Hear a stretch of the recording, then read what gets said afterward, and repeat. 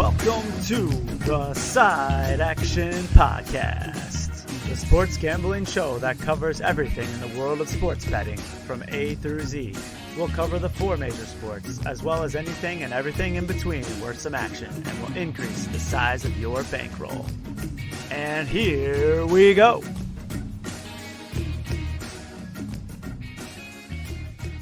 All right, welcome to the Side Action, episode 1 of season 6. My name is Jim Weglars, aka Wegs. You can follow me at Wegs on Twitter and on Instagram. And we've got a new guy here. Who is this guy? Nice shirt. Oh, thanks. I couldn't figure out the size almost, so we've got it situated now. But no, my name's Daulton Cooper, aka Coop. Opposite of the chicken, if you will. But anyway, you can follow me on Twitter, Instagram at Daulton Cooper, or Mr. Grumpy Gills is where you'll find me on Twitter as well. Grumpy Gills. Okay. Yeah, absolutely. Big shout out to Finding Nemo, if anything. So, but I'm excited to join. I've followed football all my life, basically, so I'm excited to have somebody that shares the same enthusiasm. Yeah, so follow us at Side Action Pod on Twitter and on Instagram. So, let's just talk a little bit backstory. What's Coop doing here? So, one of the founders, Steve Action Roberts, is not with us this season. He's had a baby, little Leighton. He's a lot of hair, more hair than you and I combined, by the way. Oh my God. So a couple months ago, he's taken the season off. He may pop in from here and there. We're not sure, but Coop here was, generous enough to jump in and take his time, and his rookie campaign. Maybe we're gonna make it happen this year. Yeah, luckily, there's not too much hazing involved. But no, shout out to his wife too with the heartburn. That's got to be a nightmare. All that hair, that's got to be insane. But no, it's good to see that situation and everything. Yeah. But no, actually, I moved here recently at the end of March. Luckily, I work remotely, so I was just tired. I was actually in Dayton, Ohio before, so came out and enjoyed the big city. I have a little bit of family here with an older sister, so good community, a lot of good people, yourself included. So it seemed like the right thing to do at the time. Yeah, he's a master bowler, right? Professional, pseudo-professional. Oh, okay. So we know each other because of the volleyball community, which is extensive here in Chicago, and so yeah, Steph is your sis. So kudos to Steph too to bringing you in and making things happen. Yeah, absolutely. It's I'm sure more people will get to know the story as we go along, but it's definitely a fun one. So the summer so far, it's the end of summer now. You've enjoyed your summer, your first full summer in Chicago, right? Yeah, it's been full of volleyball, golf. I like to play a lot of golf whenever I can. A couple tournaments here and there, and like you said, bowling. So that's getting ready to pick up here soon, and a lot of sports, as you can tell. You got to play. You got one of our characters on the podcast is Art Primetime Murphy. You got to play a little golf at his club, right? Oh God, yes. Art's a good guy. First of all, I don't think I've met a nicer human being for sure. Yeah, most generous man in the world. Right? Oh man, he'd give you the shirt off his back, I'm pretty sure. But no, it was great. We got to play Olympia Fields before the BMW Championships about a month prior, so that was cool just to see it on TV, even because it's like, oh man, I haven't been in the fairway. I was in those woods, but it was pretty cool to see that too. I've been in that creek. Right. For sure. And then, so we also played softball together this summer. He was a free swinger. Unfortunately, we dropped it. I know everybody is very concerned with the free swinger season. We did not get the back-to-back title, mainly because coach's decision there. So it wasn't Coop's fault. They only got him one at bat in the championship because we had 95 people in the lineup. Nah, if you ask Courtney, she would blame it on me because I'm the new person. So that's okay. Anyway, well, let's go over the season a little bit. We're going to do the same as before. You're just added to the mix. We're going to talk NFL every week for forever, and then we'll switch to college basketball later in the season. Probably about January or so. We'll introduce that.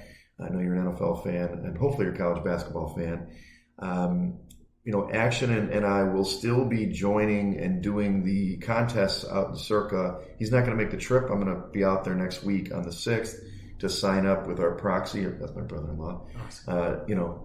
What a great name. Exactly. The proxy, he'll be ready to go on the 6th. This year we're going to enter both the Pick'em contest and the Survivor contest. So you'll get a little more Survivor content this year than past years. Year over year, and then other than that, we'll just try to win you guys some money. Oh yeah, there's going to be quite a bit of DFS, I'm sure. Okay, I do enjoy some hearty DFS. Yeah, the man likes his fantasy too. So.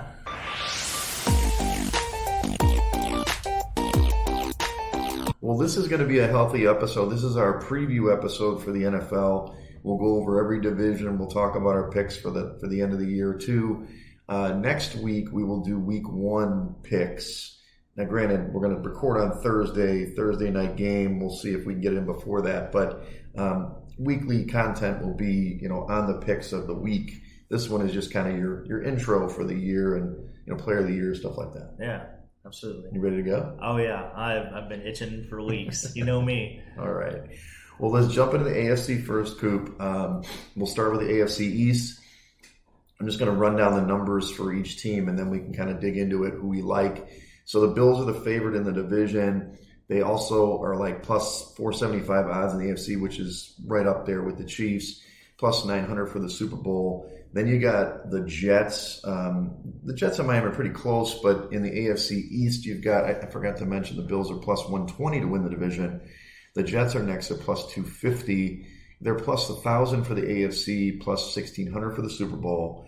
Then the Dolphins are plus 300 for the AFC East, plus 1,300 for the AFC, and plus 2,200 for the Super Bowl. Not sure how deep you want to go with the Patriots here, but they are plus 900 to win the AFC East, so definitely further down the list. So talking generally about the AFC, who do you like in this division? In that division specifically, I actually like the Dolphins. I'm a Dolphins homer, but I also believe you got your jersey at home? Yeah, absolutely. Oh, I've got plenty. So if you ever want to borrow one, let me know. That candy ass aqua would look really good on you. But no, I like the Dolphins. The biggest reason why is Big Fangio. I think he makes a big difference. It's hard to argue the talent that they have. I feel like they've always had talent. I feel like they've always been plagued with bad coaching and bad offensive line play for probably 30 years now. Right. So, they finally got Armstead in there last year. Hopefully he stays healthy. If Tua obviously stays healthy, they usually are at least competitive. Last year I think they were 7-2 when he played and actually finished the games. Right. So, I think they have to be, in my opinion, the favorites. I'm not as high on the Bills as most people. Mm-hmm. The biggest reason why is Von Miller. I think him being out, you can look at the splits last year, but back half of the year, when he missed, they were middle of the road at best when it comes to pressure rates, and their secondary is not exactly what it used to be. They're definitely a little older in age. Mm-hmm. They could play at a really high level, but I think adding an extra game to our 17 game could really matter in this division. So. Sure. And then obviously the Jets is, that's kind of the star of the show this year. Yeah. I think they'll probably finish. I would pick them to finish second in that division. Obviously Aaron Rodgers. The big question, obviously everybody keeps asking, is their offensive line. Like, can they hold up? What's going to happen? The last preseason game, if you watch their right guard, 68, I can't remember his name off the top of my head, but he consistently gets beat off the ball. Yeah, he's a turnstile. So yeah, it's going to be an interesting season. And obviously, like you said, the Patriots. They have Bill Belichick. Is he in the hot seat? Can he be in the hot seat? Won 5 Super Bowls or something, right? It's hard to. It'd be hard to fire the GOAT, but he should as retire. Far as coaches, he should retire. Well, so you wouldn't bet on them to win the division at plus 300, the Dolphins? No, I definitely would take them to win the division. Okay. If I was going to take an under, I feel really comfortable taking the Bills under. For the wins? At 10.5. Okay, 10.5 wins. I think without Von Miller, they could struggle at the beginning of the season. They have the Jets right out of the gate. They do. And I think that could expose a lot for one thing. So yeah, for me, obviously, the Bills. You dogged me when I put my article out on wegspool.com about this. The preview, but I think that the Bills, Jets, and Finns are all right there. I do think the Jets. I'd probably bet on the Jets to win this division at plus 250, just because that defense, I think, is a cut above the other ones. I know the Bills are supposed to bounce back, but to me, the Jets' defensive line is incredible. We'll see it against the Bills on, what is that, Sunday night, or is that Monday Night Football? So they play in game 1, Monday Night Football. So I think the biggest thing with the Finns, or Fins up, as you guys say, is Ramsey. And he's out for many weeks, right? He doesn't start off on the season. I do think Fangio is going to make the defense better, but I don't know if I trust it. Come December, you got to play on the road. We'll see what happens. Rams will be back by then. They got a tough test in week 1 against the Chargers. So I think I would pick the Jets to win the division. I'm going to maybe change my article next week when I do the predictions, but it's Bills and Jets for me. But Finns I think they're gonna make the playoffs. I mean, they're right there. So no, absolutely. If you look at the strength of schedule, they're all literally right next to each other. The Jets are 25th, the Bills are 26th. The Dolphins are 30th, and then the Patriots have the hardest schedule at 32nd. So, it's going to be a bloodbath, and that's why I think another big reason why missing Von Miller for 4 games is going to be a big deal at the end of the year. So that's saying it's reverse order. So the 32nd is the toughest, yes, versus the first is the easiest. Okay, gotcha. Absolutely. Gotcha. Okay. And then so we talked about this already. We can get to that later. But you think that 3 teams from this division can make the playoffs? I think so, but I think if you were going to pick a different division for 3 teams to come out of, I think you're talking probably the AFC North. Yeah. Okay. Well, good. Hey, nice segue. This guy's learning. The kid's learning already. We'll go right into the AFC North, and I'll lead this time. So the Bengals, I should note that they were 11.5 wins, as their predicted win total. Plus 150 to win the AFC North, plus 550 in the AFC, plus 1,000 to win the Super Bowl.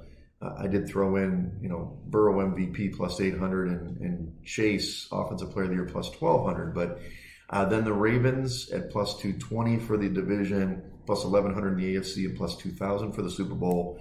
Then you kind of got 2 teams that we'll see what happens. The Browns, they're at plus 375 for the division. I'll leave the other ones out, but I'll say Pittsburgh. A lot of people like Pittsburgh.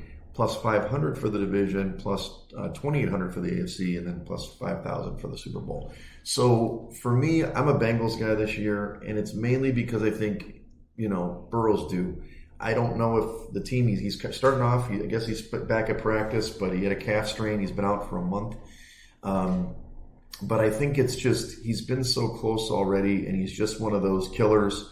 And they also kind of a little bit of pressure because he's going to be off his rookie deal here this year. So we'll see what happens. I know earlier you were on the Ravens, but I'm not a believer in the Ravens.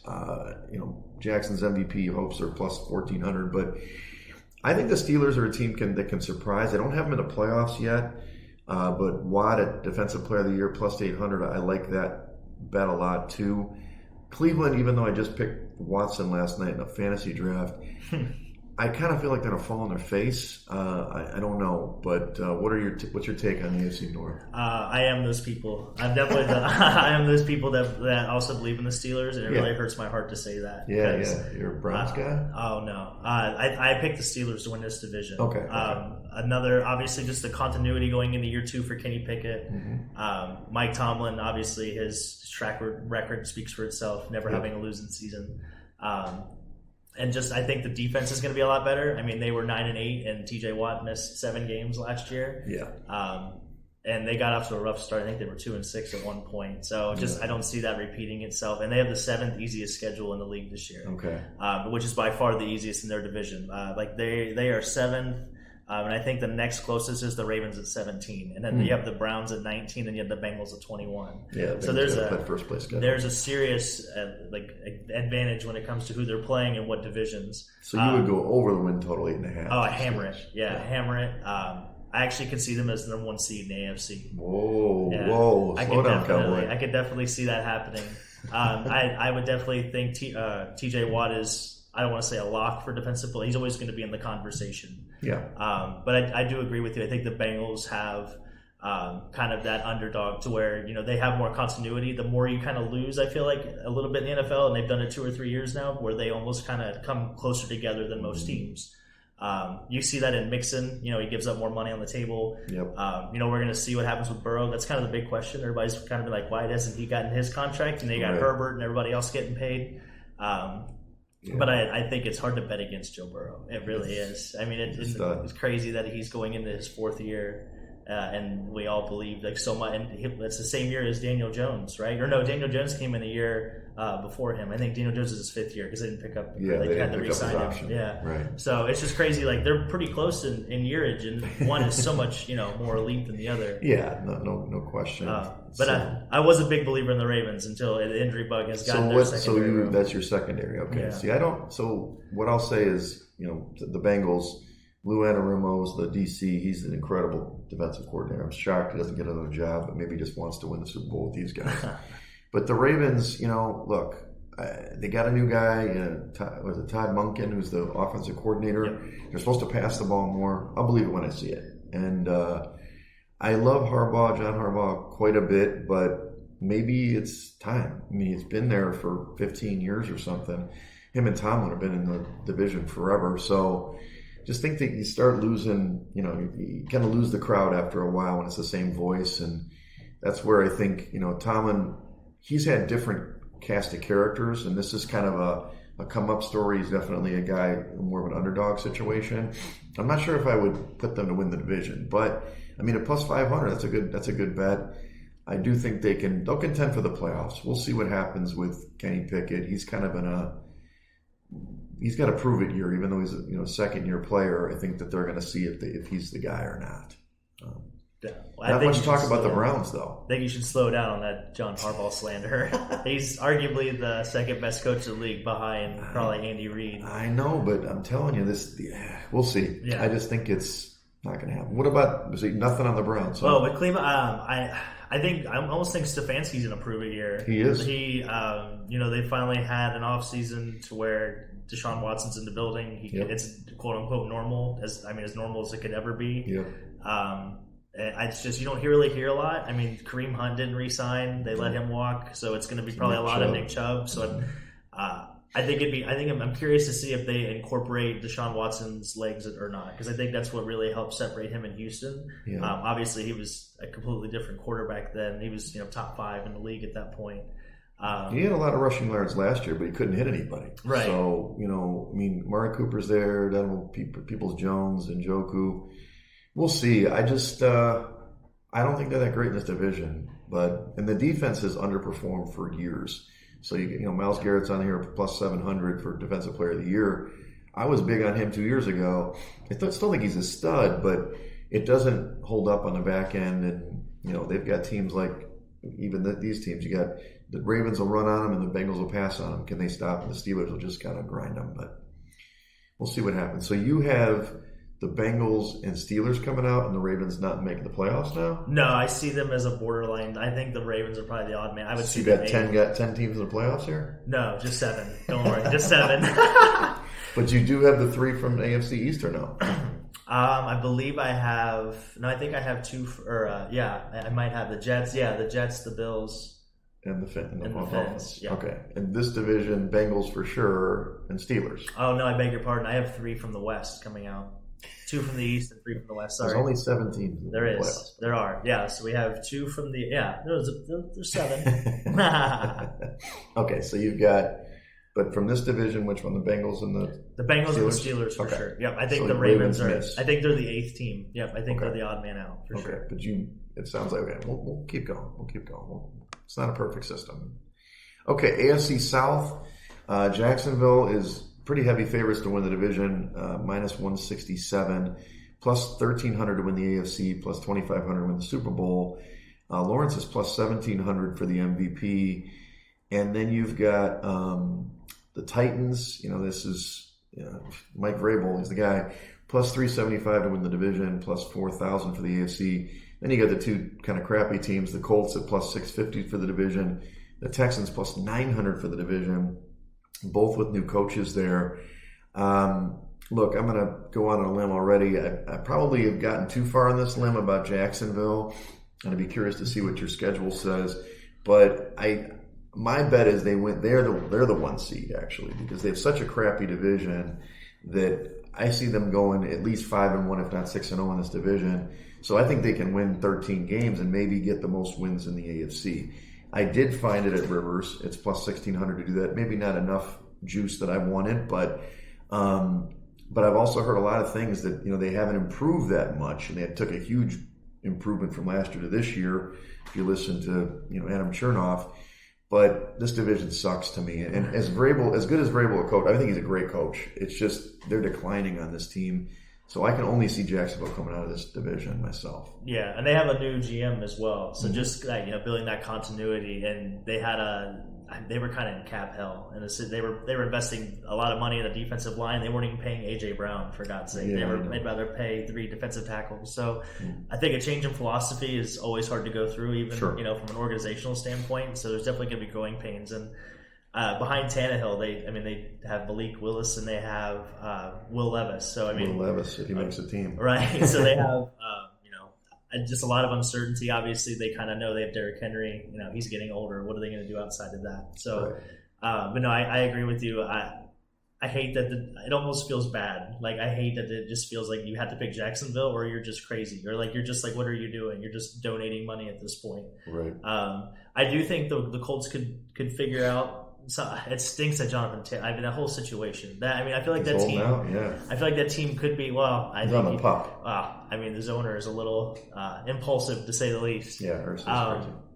But I just feel like they could be a good team if they had Jonathan Taylor there to help out Anthony Richardson, just because I think that will really help with his growth. Right. And that read option offense, they could really incorporate that, and I feel like it'd be a big difference. But obviously, that's not going to happen. So, But no, I do agree with you. I think Vrabel's a good coach. I don't think Tennessee would ever get rid of him. I think he'd have to probably leave Tennessee at some point. Yeah, no, he's a but it's got to be Jacksonville or nothing, right?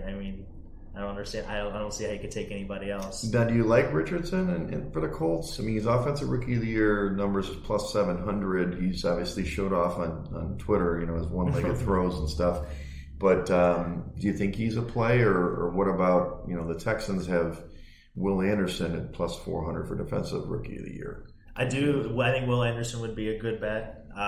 As far as Offensive Rookie of the Year, I think normally you have to go more wide receiver. I feel like the quarterbacks are gonna see so many. You just don't really see as many come in and pop. I feel like the wide receivers, a couple of them, 3 or 4 a year. Mm-hmm. 3 or 4 year wide receivers get translated in and they make an impact. So I feel like it catches everybody's more of their attention and stuff like that. But the strength of schedule, it's funny with the AFC. Because the Colts actually have the third easiest schedule. And then you have the Texans at 9, you have the Titans at 13, and actually Jacksonville's at 15. So obviously them finishing first last year, you play a first place schedule. Right. So that's the only thing that you could maybe argue with, betting your win totals, or if you wanted to hedge against Jacksonville. I feel like you have to look at who they're playing. Yeah, 9.5 is a pretty low win total for them. I could just take it easy and do 9.5 and get over that and put a little extra money on it versus trying to get the plus money. So, well, let's talk about the AFC West. So we've got one team out of that. That's easy, right? So AFC West, we've got obviously the Chiefs, the champs, coming back. They're 11.5 win total, which is the highest amongst, obviously talked about, I think it was the Bengals, the other team. They're minus 182 to win the AFC West, plus 340 to win the AFC, plus 600 to win the Super Bowl, which is the shortest odds. Mahomes at MVP at plus 650. That'd be a repeat for him. The Chargers are next at plus 325 for the AFC West, plus 1300 for the AFC, and plus 2500 for the Super Bowl. Denver's a bit of a long shot, but some people like them. Plus 600 on the AFC West, plus 2800 for the AFC, and plus 5000 for the Super Bowl. And then, I'm sorry, the proxy. You don't know the proxy. He lives in Vegas. He's adopted the Raiders. The Raiders, the lowly 6.5 win total, plus 1,500 to win the AFC.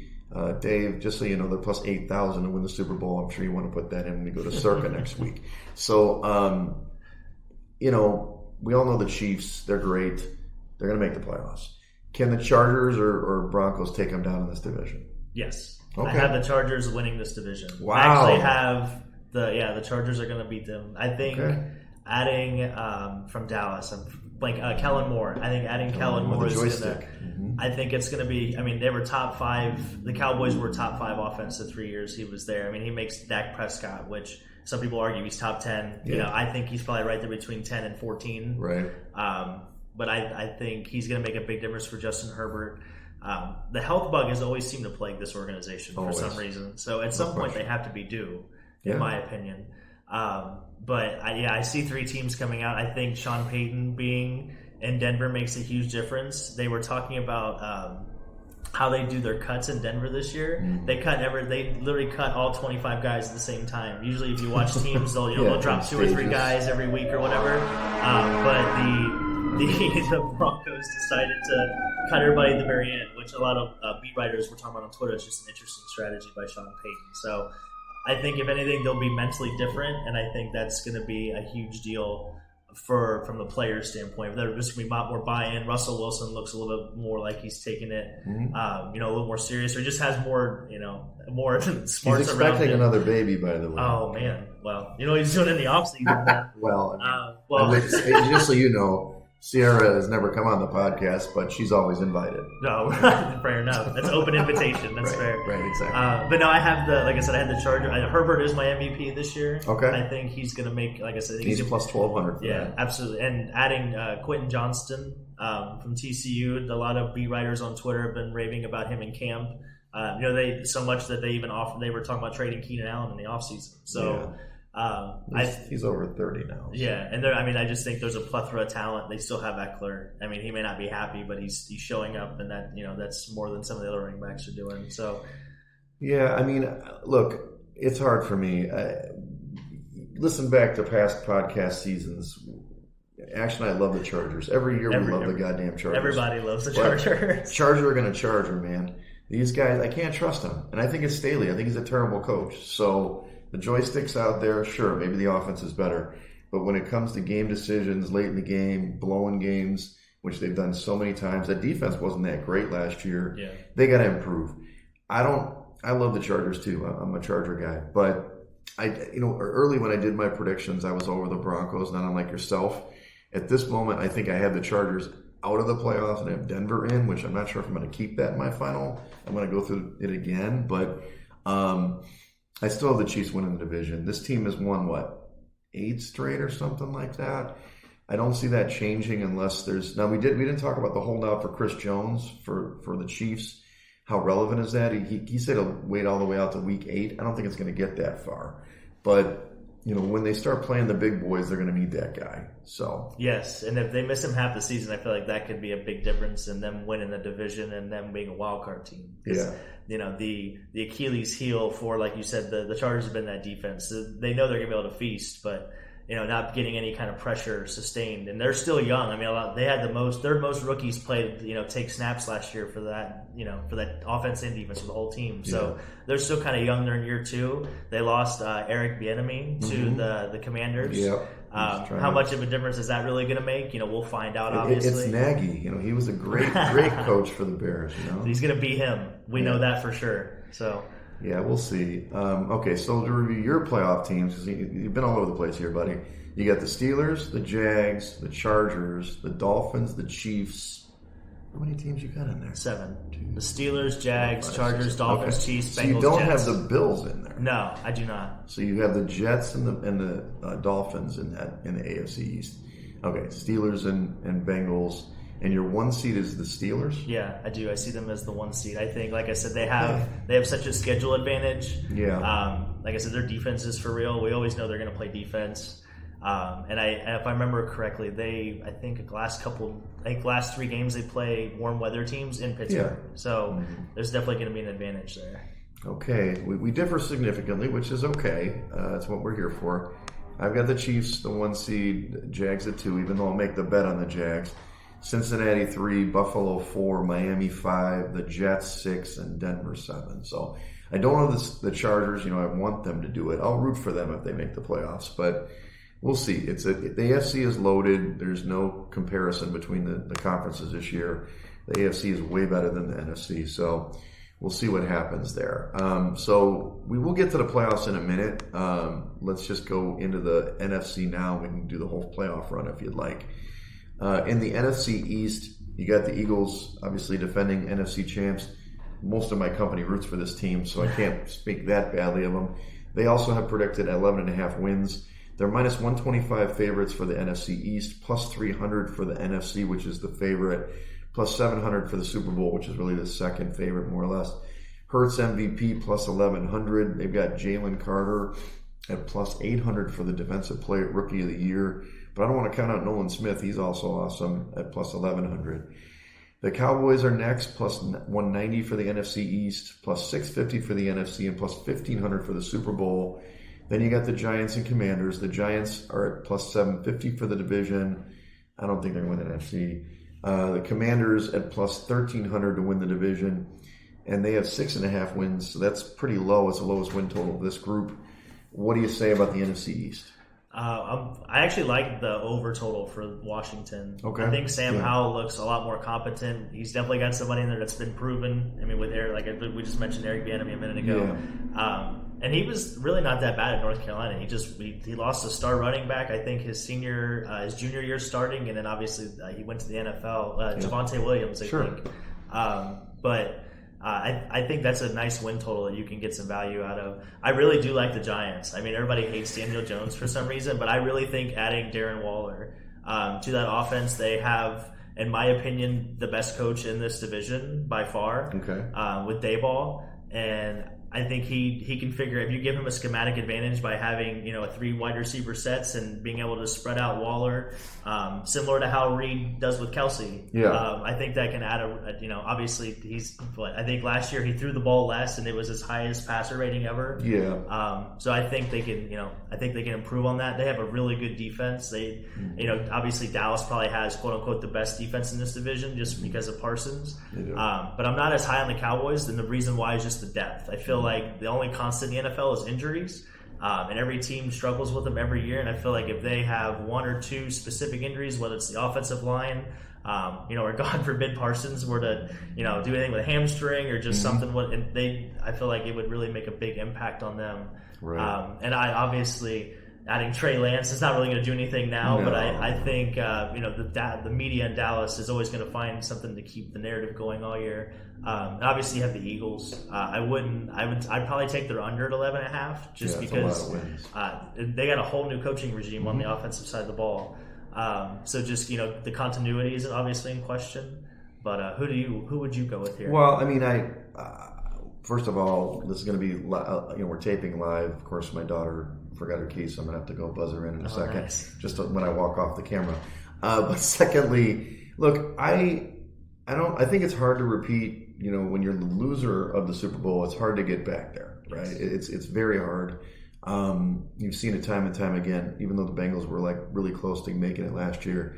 So the Eagles, as good as they are, and I think they reloaded the draft pretty good, they're still going to be right there with this division. I do think I've got Dallas winning the division, but it's mainly just because I think they have value. I like their defense too. I'm against you on the Giants there, buddy. I think that they had so much luck. They came back in so many games. It's not going to happen again. Now, as much as Dayball, I think, is a great coach, I don't think they can do it, man. So I'm not under the 7.5. I think the win total's fine, 8-9 wins. But in order to win, they're probably going to have to be 9 to 10 wins, and I don't think they're going to get there. A little bit tougher schedule. I'm not against you on the Commanders over the 6.5. I think it's a low total, and you're right. Sam Howell's looked better than expected. I do think that Rivera's on the hot seat. He's like the new Jeff Fisher. He's like Mr. 500 now. And even if they go 7-10 or whatever they'll do, he probably should get fired. Jahan Dotson too. That's a pop player this year. I think you could probably get him at a really long prop for Player of the Year, Offensive Player of the Year. I don't know if I'd go that far, but that's definitely a sleeper in fantasy or anything like that. And with the NFC East, ironically enough, the Eagles have the 10th easiest schedule this year. So that would actually favor, I guess, your pick of them doing well again. And then you also have the Giants at 12. You have the Cowboys at 14. And then you have the Commanders at 24. So the Commanders with they by far have the biggest disadvantage when it comes to having the schedule on their side. So I guess maybe that 6.5 is maybe looking like a fair number. So yeah, I mean it's tough when you go through the divisions. Let me look at what I have. I still got to do the whole season again, but Washington, I got 3 wins. I'm probably a little harsh on them because that was before I thought Howell was going to be terrible.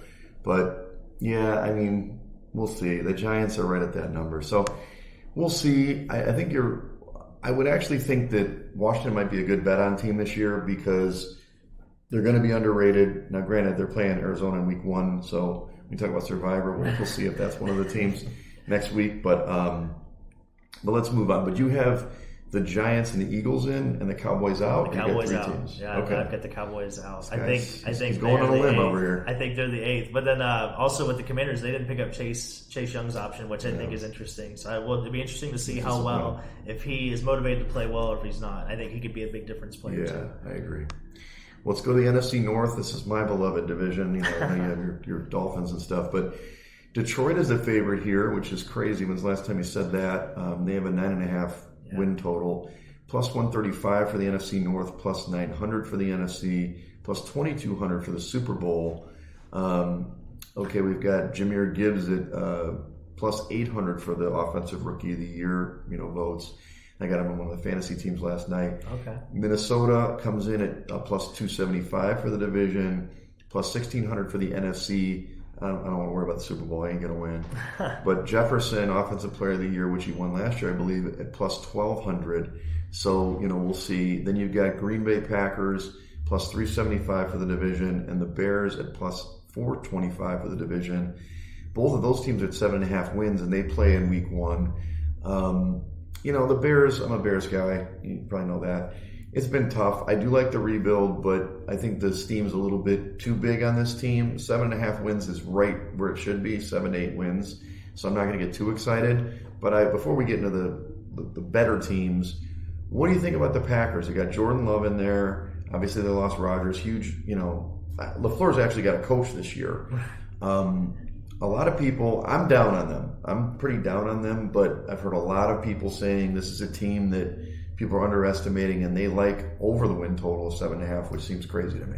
I honestly think it's a fair number, and at first I was with you. I was like, Jordan, we're not hearing anything about Jordan Love, but then I thought about it more and more, and you watch their preseason tape. Mm-hmm. He's going to be the one young quote-unquote quarterback that's going to have the best offensive line. Mm-hmm. So I think if he could just be competent, they got a good enough defense. Obviously, going to Lambeau and any time after November is not fun for anybody, right, including the Packers. Right. So it's just it's more that home field advantage. I can see them with their run game. They can control the clock, and they can definitely I could see them at 500 or like right there 9-8, 8-9. They're going to be right there.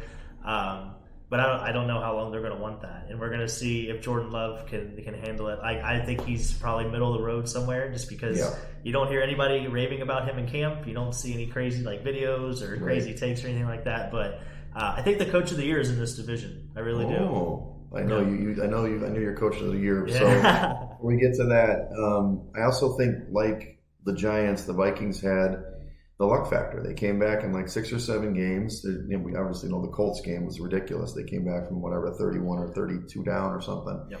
But they're a team, even though Kirk Cousins is a pretty good ball player and they've got a good offense, the defense has really struggled. They may have changed coordinators, but it doesn't change personnel. So I'm not down on the 8.5. I think that's probably right in. It's already baked into that number, but I have them missing playoffs for sure. And then I shouldn't say for sure, but I think so. Yeah. I could see them shipping Kirk Cousins in the middle of the season, though. Yeah. I mean, there's been a lot of speculation on what they're going to do with him in the offseason anyway. Is he on a 1 year? Or is this his last year? This is his last year. Mm-hmm. But I don't like them. They were 12-0 in one-score games last year. That's obviously not going to happen. And their defense is horrendous. I mean, They were arguably they were the worst defense statistically last year, right there, obviously with the Lions. Mm-hmm. But I'm down on them. Like I said, they got Jefferson. I mean, he's unbelievable. He's but yeah, I can definitely see them. I'm with you. I would take their under, but I feel like 8.5's right at that number. Yeah, they're definitely going to be.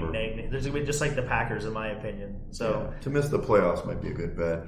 But okay, let's get back to the Lions. So it looks like you're on board with them winning the division if you have, your guy, Mr. Campbell being coach of the year, which is, hey, good for you. Go out on a limb. I like this team. I was pretty pro them in the Super Bowl because, they play in a pretty weak division this year. But I don't know. I've backpedaled a little bit on that, mainly because I do like some other teams in the NFC North. But the reason why I did that is that when you look at it, Philly and Dallas have to butt heads, and San Francisco, as good as they are, I don't really trust Brock Purdy. So the Lions have an easier path to win the division. So, and that gets you a home field game and so on. But plus 2,200 is a good number for the Super Bowl, but you can always hedge at the last minute. But I think I'm a little bit too in that, the action or esteemed former host here. He's now a Lions guy, even though he was a Colts guy before. So I'm sure he's got his jersey and he's all over his team. But do you have the Lions only in this division then? Yeah, I have the, and I actually am a little higher on the Bears. I think I had the Bears squeaking in at 7 just because they have the schedule falls in their favor. The schedule really falls in their favor. The Lions as well, and the Lions have arguably one of the top offensive lines in the NFC North, or not even the NFC North, just in the NFC in general. And that's always crucial especially when you're playing a higher level competition.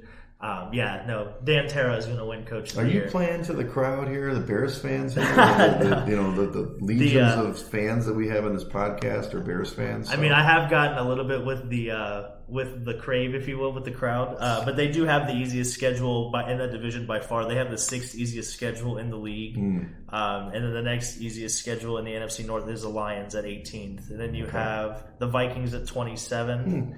And you have the Packers at 11th. Okay. So the Packers are right there, I guess, with the easy. But the Bears have a significantly easier advantage in schedule. They got to get off to a good start, starting against the Pack in Week 1. But we'll see. I mean, the teardown, and obviously Fields, they went with him. They obviously didn't trade him away. They traded the pick away. We'll see. I mean, I'm hoping for it, of course, but I bet with my head, not my heart. So. Well, we're going to see how the defense is too, because they were pretty bad after playoffs. Huh? Okay. They were pretty bad after Raekwon Smith got traded away. But he's he's really good. But hopefully, like a little bit of draft reload and like I said, schedule favorancy. And I think they were plus 10 in like days at like advantage of rest days. Okay. So they were getting a pretty good advantage that way too against their opponents. Well, let's go NFC South now. We differ vastly here, but we got the Saints are right now the division favorite, plus 125 for the South, plus 1,300 for the NFC, plus 3,300 for the Super Bowl. My darling Falcons, who are getting some buzz, plus 200 for the NFC South, plus 2,200 for the NFC. Super Bowl is probably not in the cards there.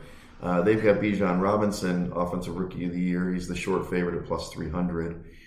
Then you got the two teams that, we'll see what happens. The Panthers, 7.5 wins, plus 400 in the division. Tampa, 6.5 wins, plus 800 in the division. So, I don't know. You got Bryce Young, who's, Offensive Rookie of the Year, plus 450. I mean, I've heard he's doing okay, but, it's going to be a rough year for him, I think. And Tampa, I mean, the legend of Baker Mayfield continues, but that team's going to be bad. So I don't want to throw them out completely unless you have some feelings on that. I'd go under the Bucs total, actually. Carolina, it's probably under that too, but they're right in that middle range, 6 or 7 wins. What do you think about those two teams before we go with the favorites? I'm a little higher on the Bucs. I think that wide receiver core is really, their defense is already good. They've got they've got old guys. But they're experienced. I feel like they can teach people. Defense. I feel like they keep up quicker than offense. It's much easier to teach defense when it goes through training camp and getting those players up to speed than it is teaching offense. And I feel like a lot of other people, I'm sure, have actually played the game, might back that up. But I think that transition is going to be in their favor. Obviously, having Baker Mayfield, I think, at least gives them, stability to say the least. If they can keep him upright, he threw 27 touchdowns his rookie year for Cleveland. Which is basically what Tampa of the North, I would say. So they have a Super Bowl, though. They do have a Super Bowl. They have the 23rd hardest schedule, so obviously that's not in their favor. But they do play in a really bad division. I can see them beating every team other than the Saints. Both, maybe split with the Saints. If they do that, then they could squeak into the playoffs. But you had to be high on them. So what's your? And I know we'll talk about this later, but what is your fascination with the Saints here? Why do you think they're going to be so good? Well, first they have the second easiest schedule. Because the division stinks. Yeah, absolutely. And the last 5 games of the season, they're playing in a dome, whether it's on the road or at home. That helps. So I think that's going to be a huge advantage for them. My biggest question mark with them, honestly, is Dennis Allen. Can he actually coach? Well, we're going to find out if he can or can't coach. Some people would argue quarterback play hinders that quite a bit because their defenses have always been great, and he's known for his defensive prowess. So at least he can coach his side of the ball. It seems to at least work that way. But I think Derek Carr he could be your comeback player of the year. I think that's also the proxy's favorite quarterback. Yeah, I get the Raiders, right? That loyalty. Right. But no, absolutely. I think I'm really big on him. They're going to play in a dome, like I said, almost half the season in a row consecutively. And They're going to get Alvin Kamara back too, 3 games in, so he should be nice and fresh. Michael Thomas. I mean, he's the ghost of Michael Thomas is back. But when he's on the field, he produces. I mean, even in the 3 games he had last year, I think he had 4 touchdowns. So, I mean, when he's on the field, he does produce, even though he may have a poor attitude or whatever the case may be. But no, I mean, Jimmy Graham is back. I mean, come on, how could you not be excited about that? If this was like 6 years ago, I'd be excited about this team. Look, I got him in the playoffs currently. I'm going to redo my pick by pick by next week. We'll see. I just don't trust. I don't think Carr's that great. I don't trust Allen. I think their defense is aging. This is not the team to back in my mind, even though I understand where you're coming from. My team's the Falcons, and I'll tell you why. Younger team, obviously Arthur Smith, definite, he's got a system. He's going to run the damn ball. Ritter, a little bit questionable at quarterback, but they've got weapons, dude. I mean, they've got the guys. They've got Drake London. They've got Pitts if they ever throw him the ball. Yeah. They got Bijan. Algiers pretty good behind him, too. It's really just the defense. Are they going to be terrible like they were last year? But if they control the clock, I mean, it's Titans further south, So yeah. I do like them for this division. I haven't bet the plus 200, but I probably will. I don't think I can go much further than that because I think they're going to get outclassed in the rest of it. But because you have the Saints pretty high in the. I do. I have them as the number 1 seed. Yeah, I see them. That's a lot, buddy. I think their home field advantage is also a big deal. I think outside of Arrowhead, they have probably the best home field. Maybe Seattle is up there, obviously. Yeah. But no, I think there's a lot to prove in that. And I think in that locker room, I think as an organization, I feel like they have a lot to prove, and they kind of quote unquote went all in the New Orleans sense, For an organization, they really don't roll the dice too much, other than maybe Bountygate, but that's neither here nor there. Right. But it feels like they're due as an organization. They've been kind of down. They were due, but they had a great quarterback. Derek Carr is not a great quarterback. From a statistics standpoint, I would disagree. I feel like he's much more competent than what you give him credit for. Okay. Well, we'll see. We'll be talking about that all season. I'm going to keep bringing it up when he stinks again. That's fine. But when he's 6-0, we'll never hear the end of it. All right, NFC West, last division here to preview. You've got the 49ers, of course. They're 10.5 wins predicted, minus 190 for the NFC West, heavy favorite, plus 400 for the NFC, plus 1,000 for the Super Bowl. McCaffrey, Offensive Player of the Year, plus 1,500, and Bosa for the Defensive Player of the Year, plus 900. I didn't put Brock Purdy for MVP. I'm sure you want that. I'm just teasing. It's Tommy John. That's insane. Seattle Seahawks come in next, plus 230 in the division, plus 1,400 in the NFC. Jackson Smith and Jigba, who's a little bit banged up, is plus 1,100 for the rookie Offensive Player of the Year for the rookie. The Rams come in at plus 1,000 for the NFC West. I don't even want to talk about the rest. And Arizona, 4.5 wins, plus 2,500 for the NFC West. Do you read that carefully? That's the worst division odds of anybody we've seen all yet so far. Arizona is supposedly in tank mode, which we can talk about that first. Do you think 4.5 wins is maybe it's generous because I think I meant it for 1 or 2. Who's their quarterback? Josh Dobbs, I believe. They haven't named one because it's a competitive advantage. That's remember? Right. Yeah, right. So, that's another thing. They got Gannon right as the coach, Jonathan Gannon, I think. So they're a tank job, but how much of a tank job? I mean, do you think that Kyler Murray even plays this year? Or do you think? No. Yeah, I don't. What's the point? I mean, they obviously it's pretty apparent what they're going to do. There's no point of sweepstakes. There's no point of putting Kyler Murray on the field to risk injury anymore, just because they're hoping. I think if anything, they're hoping to get a first round pick for Kyler Murray. But is it going to be? So I don't know. It was 2 years. I think it was 3 seasons ago. You had Miami when they were supposed to be tanking. And you remember, this was all a big deal with Flores, right? Yep, this Flores is where he won like 5 games down the stretch, and he beat the win total. I remember betting against them, and it was like 4.5, same thing, and he won his last 3 or 4 games or something, and he got over the win total. That's the danger in betting the win total here. The big difference in that, though, is Brian Flores was experienced. They have the youngest coaching staff in the NFL by a wide margin. It's a first-year play caller, first-year offensive coordinator, first-year, basically everything. Yeah. So I feel like they've set this up. It's almost like Major League. They set this up perfectly. They gave me a call to get down. Yeah, so take the offer. Jake Taylor, right? Right. But no, it's definitely it's going to be interesting who they take after after Caleb Williams? Do they go, with Marvin Harrison? Do they get that high of a first-round pick? See. Yeah, it's going to be interesting. Because the thing about it is Kyler Murray's contract is around their neck. They still got to pay him. Nobody's going to trade for that contract. I mean, we'll see. I don't know. I think you'd be surprised. It's a lot with the value, and the cap's always going to go up. They're making so much money with expansion, international, all that kind of. I think it'd be interesting to see. I think it's going to be the story all year long. If they do surprise people, what happens? Like to your point, if it blows up, that's going to be even more interesting to see. Now, I don't want to skip the Rams necessarily, but it is crazy that a year ago they were the defending champs. And obviously they fell apart. They only have Stafford, Kupp, and Donald on that team. Everybody's kind of crappy, but I don't know if you have any words on that. But I think it comes down to a two-horse race. San Francisco should win the division as they have minus 190, but I've had a lot of pundits say that Seattle's going to win this division at plus 230 and be, they're a young team. Pete Carroll, the oldest coach, acts like a young guy like me at the club. You know how it goes. Chewing gum, keeping the jaw, keeping the jaw nice and tight. Chew gum and dance around at practices.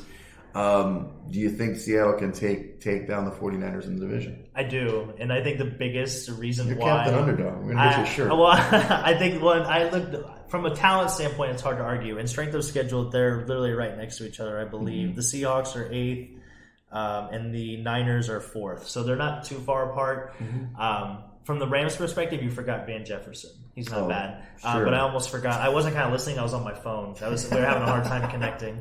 So, but obviously Sean McVay, I'm curious to see how long he waits that out, because hedging the future for 1 year, that rooster is going to come home at some point. So, but no, I definitely like the Seahawks. I mean, they already have Lockett and Metcalf. Getting Jackson Smith and Jigba, you could probably get better odds on him now with him being out. I still think you could take that bet and feel, I don't want to say comfortable, but you would feel a little more about Captain Underdog, if anything. So you think Geno Smith wasn't just a flash in the pan, like a shocking development last year, that he's going to actually play that level again? I think, if anything, he's got stability around him. I mean, Pete Carroll in that organization of Seattle at least has been, for the most part, pretty stable. I mean, the Russell Wilson thing, but you could argue that's more Russell than the organization. Sure. But they felt comfortable enough as an organization to move on from him and make that questionable decision, because everybody at the time thought, what the world are they doing? Like, this is a guy that took you to 2 Super Bowls and basically should have been back-to-back champions. But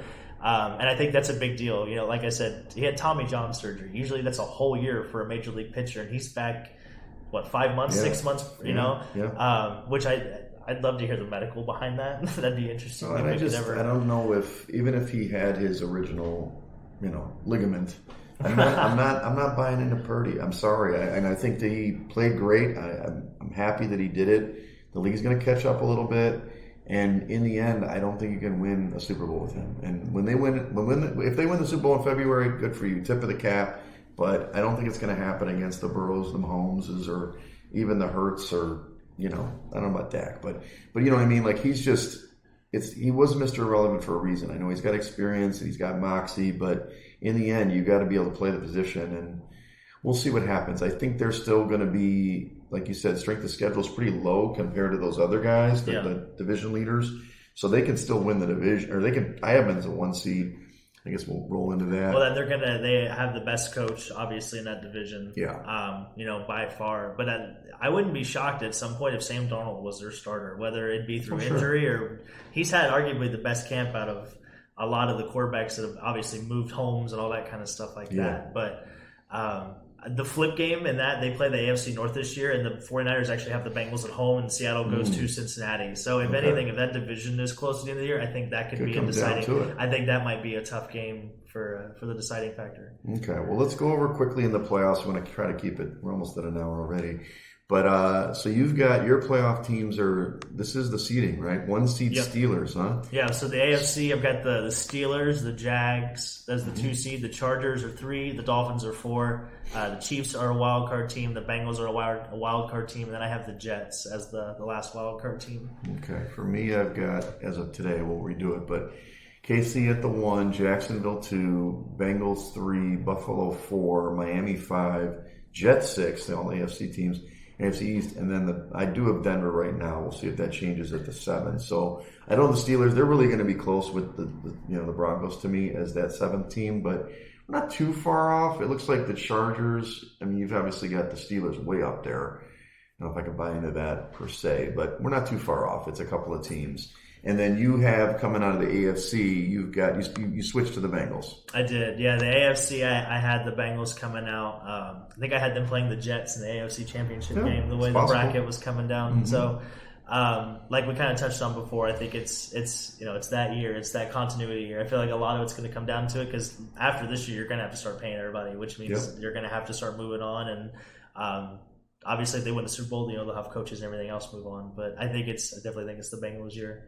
Yeah, me too. I got them beating the Kansas City this time. They've beaten them before. I mean, they've beaten them most of the times they play Kansas City, but still going to be an epic battle. I would love to watch it again, and I think the NFL wants. Not that it's rigged. I'm not saying it's rigged, Coop, but I think it's going to come down to the two best quarterbacks again, and it's Burrow and Mahomes. But this time, I think Burrow's going to take him out. So, and to your point, we have to have as many pregame Joe Burrow outfits as we possibly can fit in the season. So, do you have any of those? The tiger stripes? Or? Man, I do have his jersey. Okay, but I might start investing. Yeah, we definitely got some of the pants. Do you have the glasses? No, I don't have that kind of street cred like that, man. No, he's got to hit the thrift shop. He's got the designer ones. You get the thrift ones. All right, in the NFC, go ahead, go over your NFC team. Yeah, he's a rich man's Macklemore. That's what Joe Burrow is. Yeah. So the NFC teams, I have the Saints as the 1 seed, the Eagles as the 2. Like I said, I have the Seahawks winning the NFC West at 3. The Lions are going to be 4th. The 49ers, the Giants, and the Bears are my wild card teams. The Bears. The Bears. Yeah, we're going to be eating Polish sausage on wild card weekend, baby. Yeah. All right, I got the Niners at 1, Dallas at 2, Detroit at 3, Atlanta at 4, so we're very different in the divisions. The Eagles at 5, New Orleans at 6, I do have them in the playoffs, and Seattle at 7. I think from what I remember, the Bears weren't too far off, but I don't have them in the playoffs, sorry guys, and the Giants either. So we differ quite a bit in this one, and you do have the Saints coming out, going to the Super Bowl? I do, yeah. Like I said, you got to bet that because it's not going to happen. You might as well get the plus money. Oh man, no, I think it's definitely going to happen. I think that, like I said, they have one of the biggest home field advantages. Well, I mean, you can get to win the NFC is plus 20 or plus 1300. That's solid. So I think like I said, I think if there's a team. I try not to pick the Chiefs. Obviously, everybody wants to pick the Chiefs. Like the logical thing is probably to pick the Chiefs, but at some point they can't win them all. I guess I was thinking about this the other day as well. When they talk about comparing Mahomes and Brady, the Mahomes division is just so much more difficult. Like it's such a treacherous every year, and you see him last year he gets hurt. Yep. Obviously, they still win, but it's so much easier. I feel like for that to happen, if anything. So I've got at the moment San Francisco. I always want to pick Dallas over them. I want it bad, but I do have San Francisco going to the Super Bowl and losing yet again. And so we'll see. That's actually a way throwback revenge game from the Joe Montana days. But we'll see. I want Dallas to win, and I don't really root for Jerry Jones. I just like the talent on that team and like Micah Parsons and stuff. But it's hard to see them winning in the big game, especially with Dak. I don't know if he's the guy. I mean, I don't think Trey Lance is the guy either. But Mike McCarthy taking over play calling I feel like they're going to take a step backwards as well. He's the reason why they haven't won a Super Bowl, really. So. Yeah. Well, you have it's kind of ironic, too, because the Bengals, I think last time they were in the Super Bowl, they lost to the 49ers, and that was the last chance they've had since then, obviously since the Rams. But the revenge, like you said, the revenge tour, that'd be something. You've gone over a couple of these picks, but I wanted to, you said Dan Campbell for Coach of the Year, Herbert for MVP, TJ Watt for Defensive Player of the Year. You think Garrett Wilson's going to be Offensive Player of the Year? I think Aaron Rodgers is on his Scorched Earth tour, and I think he's made a lot of comparisons to Devontae Adams, with Garrett Wilson, and everybody's talking about obviously the throw he made in that last preseason game. So, I mean, for the year he had with incompetent quarterback play, to say the least. Oh, yeah. I mean, putting an All-Pro, putting an All-Pro back there, which I think in a couple of years, I think that's going to be your story. Is comeback player of the year might be Zach Wilson. So maybe like super ultra future, like 2026. Alternate reality, bizarro reality. Okay, sure. Okay, well, let's just go over next episode. Next week we're going to tape on Thursday. I'll be in Vegas live from there. We'll connect on Skype or whatever way to get the podcast out. That's the 7th. We'll do the first week episode, talking about the game, spreads, total, stuff like that, and the Survivor. And then this weekend, dude, AVP, you going to be out there with us or what? Oh yeah, we'll probably be out there Saturday. I know Okay. Callie's been talking about it for like 2 weeks, so she's. I've never watched an AVP. I don't know. It's going to be like 95 degrees. For those that don't know what, that's the pro volleyball tour. They're here in Chicago at Oak Street Beach. It's the best. You can go for free and sit between. Nobody's watching. No cops are listening. You can sit between the outer courts and just drink your face off and watch great volleyball. Yeah. It's awesome. It is. In social media, I encourage a lot of people to follow them, like on Instagram. AVP's account's really cool. I'm not much of a volleyball connoisseur. I've kind of grown to like the game and love the game, if anything. But I enjoy the community more than that. Yeah. But we have that, and then Monday we have the our own little pirate flag. I'm excited for that. You're doing the pirate flag. I am not going to be at the pirate flag. I will be at the Labor Day doubles, but I will come up to pirate flag and check you guys out. I'll be making burgers. Oh no, I'm making burgers. Why aren't you playing? Because Caesar's playing. I want. I like. You can't get somebody else to cook the burgers. Don't you want to play in a tournament this year? Yeah, I played in one earlier this year. Okay. Yeah. Okay. So I got my fix. I like to help with the operations side. I feel like that's where he's great at taking photos of me in action, especially when I have a tie on. Oh man, if we had a logo, you'd be the jump man for our sport for sure. And then so obviously we got the big tournaments. There's also the little plug for the Swerve. He's doing the pros clinics as well on Monday at the same beach at Hollywood Beach. So we're playing at Foster. You guys are at Hollywood. And then I don't know if you saw today, Miles Partain was the number 1 seed for the many. He was at Foster Beach. He was at the local beach. Right. So Brandy, if you're listening, I know you are. I heard you were at Progression yesterday. I'm very proud of you. But come by. You're welcome on the podcast anytime. Anytime. Yeah, absolutely. That'd be awesome. Give us some tips and shout out to Wingfest this week too. This weekend. I don't know if you're checking that out, but there's like 19,000 people interested in it. Oh my goodness! And it's going to be in basically a box or a hole in the wall essentially. So that's awesome. It's right here on football season. So who doesn't love chicken wings? All right. Well, follow us at Side Action Pod on Twitter. Side Action Podcast. My mistake earlier. On Instagram, follow me at Wegs on Twitter and on Instagram. Oh, and you can check me out on Twitter and Instagram at Daulton Cooper and at Mr. Grumpy Gills. All right, guys. Well, good job, Dalton. Well done on the first episode. Hopefully the technology worked. We don't have to do it again, but we'll talk to you guys next week. Absolutely. Looking forward to it. That's a wrap for this episode of the Side Action Podcast. We appreciate all of your listens, and thank you for joining us. We'll see you all again next week on Thursday for some more hot picks and side action.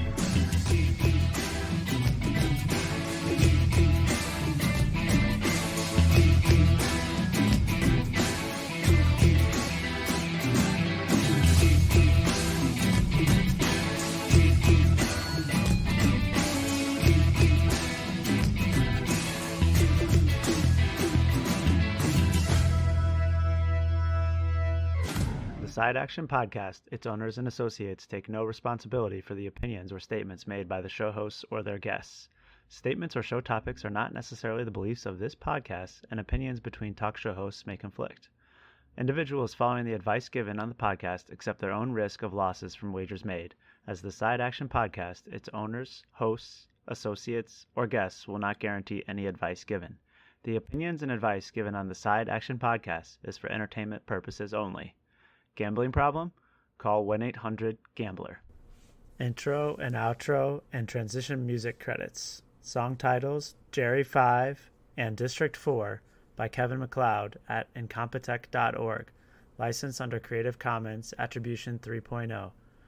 creativecommons.org/licenses/by 3.0.